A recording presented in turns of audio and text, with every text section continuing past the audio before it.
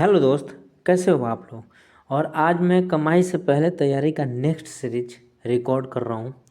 इस सीरीज में हम बातें क्या करते हैं, इस सीरीज में हम ये बातें करते हैं कि अगर हमें पैसे को लॉन्ग टर्म के लिए इन्वेस्ट करना है तो स्टॉक में ऐसा क्या देखें जिससे हम उसमें इन्वेस्ट कर सकते हैं या नहीं कर सकते। उसके लिए मैं आपको बता रहा हूँ नॉर्मल।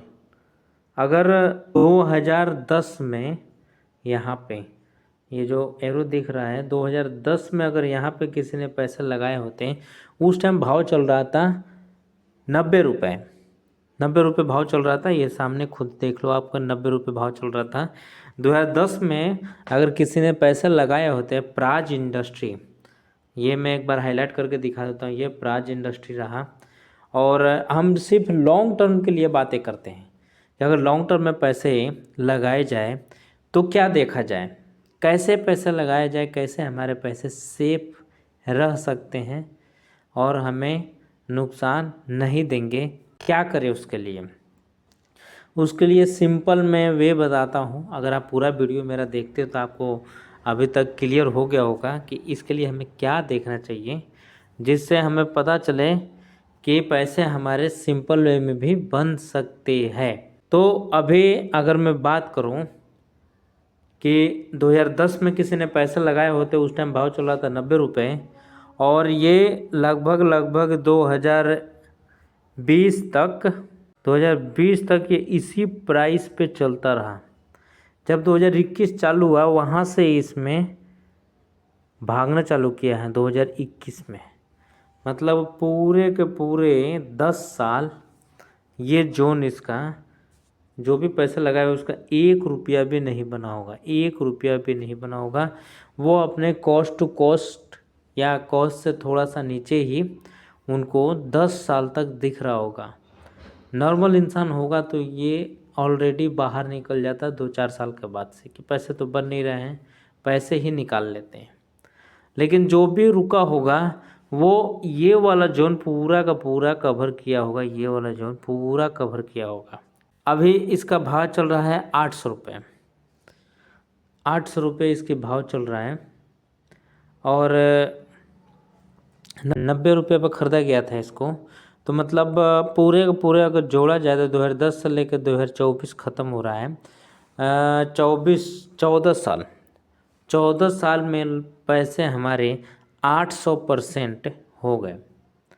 क्या बैंक इतना परसेंटेज दे सकता था? बैंक 14 साल में मुझे लगता है 150% कर दे तो बहुत ज़्यादा है। अभी 7 से 8 साल में बैंक 100% आपका पैसा करता है। मतलब 50,000 रुपये लगाए हो तो उसका 100% आपको देगा 1 लाख रुपये 7-8 साल में। इससे ज़्यादा बैंक नहीं देता है। तो अगर उस तरह के पैसे अगर इसमें अगर प्राज इंडस्ट्री की तरह आपको अगर मान लो कि 10 में से 2 भी स्टॉक मिल जाता है ना, तो आपके पैसे तगड़े बनेंगे। और वो इतने तगड़े बनेंगे कि आप सोच नहीं सकते हो। तो आखिर में इस तरह के स्टॉक को हम पकड़े कैसे, कैसे पता चलेगा कि हम भागने वाले में स्टॉक में ही एंट्री करेंगे वरना नहीं करेंगे। एक बात मैं क्लियर कर देता हूँ, मंथली चार्ट मैंने लगा रखा है, ये मंथली चार्ट लगा रखा है। और मंथली चार्ट का उपयोग हम ट्रेंड के आइडेंटिफिकेशन करने के लिए करते हैं। और मंथली चार्ट का उपयोग हम सपोर्ट और रेजिस्टेंस के लाइन खींचने के लिए भी करते हैं। जैसे ये लाइन मैंने खींचा है, ये एक अभी सपोर्ट का काम कर रहा है।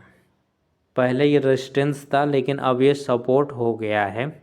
अब ये सपोर्ट का काम कर रहा है इस प्राइस पे। अगर प्राइस मंथली इसके नीचे क्लोजिंग करती है तो हम निकल जाएंगे, हम रुकेंगे नहीं।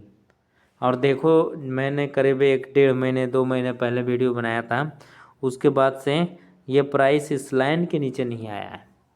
मतलब अभी भी स्टॉक में चलने का आसार दिख रहा है। तो ट्रेंड के आइडेंटिफिकेशन के लिए हमें क्या करना पड़ता है कि जब भी हमें ट्रेंड खींचना है तो हम मंथली चार्ट लगाएंगे।